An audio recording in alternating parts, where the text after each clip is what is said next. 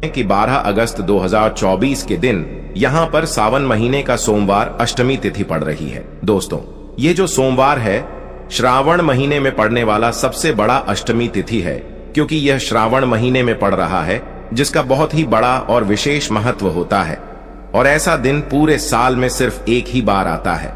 और दोस्तों, आप सभी लोग जानते हो कि 12 अगस्त सावन महीने का सोमवार अष्टमी तिथि का अगर सबसे बड़ा कोई उपाय है तो वह 7 चने की दाल वाला उपाय। तो दोस्तों, इस श्रावण माह के पहले सोमवार अष्टमी तिथि के दिन आप लोगों को इस 7 चने की दाल वाला उपाय को जरूर करना है।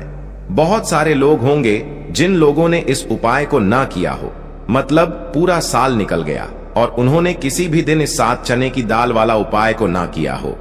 पर दोस्तों, आपके पास एक आखिरी मौका बचा हुआ है, जो कि 12 अगस्त 2024 सावन महीने का सोमवार अष्टमी तिथि के दिन। तो इस दिन आप लोगों को इस वाले उपाय को जरूर कर लेना है।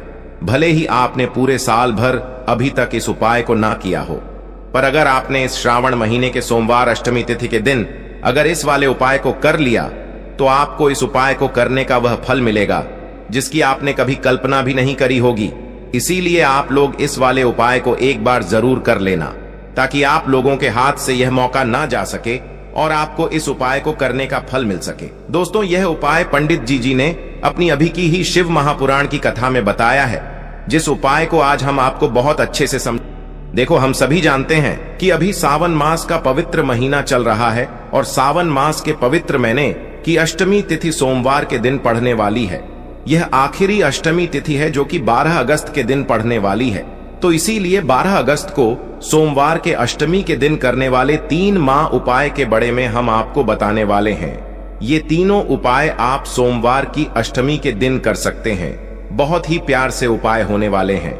तो 3 माह उपाय के बारे में हम बात करते हैं, तो बिल्कुल एक एक करके हम सारे उपाय को समझेंगे। जैसा कि हमने आपको बताया कि 7 चैन की दाल वाला ये उपाय है। इस उपाय को आपको करना है अष्टमी के दिन। देखो क्या क्या सामग्री लेनी है, पहले यह समझ लो। 7 चैन की दाल, ठीक है, चैन की दाल खंडित नहीं, हनी चाहिए। और शनि की चैन की दाल जो भी व्यक्ति भगवान शिवा के ऊपर सोमवार अष्टमी तिथि के दिन अर्पित करता है, तो वो स्वर्ण ही भगवान शिवा को अर्पित करता है।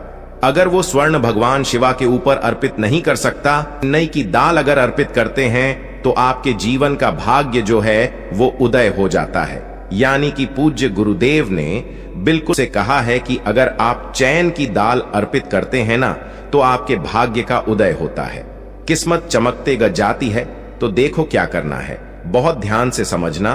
तांबे के पत्र के अंदर जल लेना है, ठीक है। साथ में एक स्टील की कटोरी के अंदर थोड़ा सा जालना, थोड़ा सा गुड़ डाल देना, ठीक है। गुड़ डालना है, ठीक है। गुड़ वाला पानी बना लेना है, ठीक है। साथ में लेना है आपको 7 चैन की दाल। ये तीनों चीज लेकर के आपको जाना है भगवान शिवा के मंदिर में। देखो, सोमवार अष्टमी तिथि के दिन सुबह से लेकर के शाम तक जब आपकी इच्छा हो तब आप भी उपाय कर सकते हैं। अब आपको क्या करना है, सबसे पहले क्या करेंगे, जो चैन की दाल है, चैन की दाल को आप गुड़ वाला जो जल है ना, उसके अंदर आपको दाल देनी है। साथ ही चैन की दाल ले रहे हैं या 3 चैन की दाल भी ले रहे हैं ना, तो आपको गुड़ वाले जल के अंदर दाल देनी है।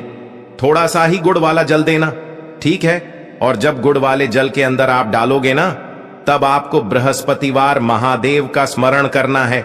देखो, बृहस्पति ईश्वर महादेव का नाम लेते हो ना आप, तो गुरु ग्रह मजबूत होता है। और गुरु ग्रह मजबूत होता है ना, तो आपको आपके भाग्य का साथ मिलता है। यानी कि जो भी आपको भी कम कर रहे हो ना, तो उसमें आपको सफलता मिलती है, ठीक है। क्या करना है, चैन की दाल डाल दी। अब आपको क्या करना है, तांबे का जो पत्र है, अब आपको क्या करना है, ये जो चैन की दाल है और गुड़ में से जल्द जो है जिसमें अपने डाली है, ये चैन की दाल और गुड़ में जल भगवान शिवा के शिवलिंग पर आपको अर्पित कर देना है। श्री शिवाय नमस्ते भीम का जप करते हुए देखो, जो भी व्यक्ति आज के दिन सोमवार अष्टमी तिथि के दिन भगवान शिवा के ऊपर चैन की दाल अर्पित करता है, तो उसकी किस्मत जो है चमकते ग जाती है। देखो, जो भी आप व्यापार कर रहे हैं आज, जैसे कि आप कपड़े का व्यापार कर रहे हैं या सोनी चांदी का व्यापार कर रहे हैं या किसी भी चीज का व्यापार कर रहे हैं, आपको आपके व्यापार का स्मरण करना है और उसके बाद श्री शिवाय नमस्कार व्यायाम का जप करते हुए आपको अर्पित करना है। देखो, व्यापार का स्मरण करना कि ये मेरा व्यापार है। महादेव, आपकी कृपा से मेरा जो व्यापार है अच्छे से चलने जाए, ऐसी आपको कामना करते हुए आज के दिन आपको चैन की दाल अर्पित करनी है। इस प्रकार से ये उपाय करना है। जो एक लोटा जल लेकर के आए हो ना, वो देखो उसमें क्या करना है। आपको सबसे पहले गणेश जी वाले स्थान पर, फिर कार्तिकेय जी वाले स्थान पर, फिर माता अशोक सुंदरी वाले स्थान पर, फिर पार्वती माता के हस्तकमल में, फिर भगवान शिवा के शिवलिंग के ऊपर आपको अर्पित कर देना है। बस इतना सा उपाय करना है। आपका जो भी व्यापार बैंड भी हो गया होगा या बैंड होने के कागर पर भी होगा, तो ये उपाय एक बार करके देखिए, निश्चित ही आपको फायदा जरूर मिलेगा। आपकी जीवन के सारी कठिनाई है जो है वो महादेव देव जरूर करेंगे। तो ये हो गया पहले उपाय। देखिए, अब हम बात करते हैं दूसरों की। आपके जीवन में, आपके घर में कोई भी परेशानियां हैं, कोई भी तकलीफ है, वो महादेव स्वयं ही इसे दूर कर देंगे। बहुत ही प्यार सा उपाय है। सोमवार अष्टमी तिथि के दिन करना है। आपको लेना है पीला चंदन, ठीक है। थोड़ा सा कटोरी के अंदर पीला चंदन लेना है, साथ में तांबे के पत्र के अंदर जल लेना है। देखो, बहुत ही प्यार सा उपाय है। अब आपको क्या करना है, महादेव के मंदिर में जाना है और उसके बाद देखो, ये आपको 7 बिंदी वाला ये उपाय है। 7 बिंदी वाला आपके घर की सारी परेशानियां, कासन को दूर करने वाला है। ये मैं आपको सोमवार अष्टमी तिथि के दिन शाम के समय, प्रदोष कल के समय करना है। देखो, प्रदुष्कर का समय तो आपको सबको मालूम है ना। देखो, पूज्य गुरुदेव हमेशा कहते हैं कि प्रदोष कल का जो समय होता है वो सूर्यास्त के 45 मिनट पूर्व शुरू हो जाता है और सूर्यास्त के 45 मिनट बाद तक राहत है। अब देखो, 7 बिंदी वाला ये उपाय है। आपको क्या करना है, आपके सीधे हाथ की चिट्ठी उंगली के पास वाली उंगली है जिसे अनामिका उंगली कहते हैं, ठीक है। अनामिका उंगली का ही उपयोग आपको करना है। देखो क्या करना है, सबसे पहले आपको गणेश जी वाले स्थान पर एक बिंदी लगानी है, ठीक है। फिर उसके बाद वापस से चंदन के अंदर आपकी उंगली जानी चाहिए। फिर और कार्तिक जी वाले स्थान पर अर्पित करना। फिर चंदन की कटोरी के अंदर उंगली जानी चाहिए। फिर माता शुभ सुंदर वाले स्थान पर अर्पित करना। देखो, कई लोग क्या करते हैं कि गणेश जी पर लगा दी, कार्तिकेय जी पर लगा दी, फिर अशोक सुंदरी पर लगा दी, यानी कि बार बार डुबोकते नहीं है उंगली, ठीक है। तो ऐसा नहीं करना है। आपको समझ में आई आपको बात, आपको बार बार डुबोकना है उंगली, ठीक है। आपको गणेश जी वाले स्थान रिपीट कर दी, कार्तिक जी वाले स्थान पर कर दी। तीसरी जो है माता अशोक सुंदरी वाले स्थान पर अर्पित कर दी।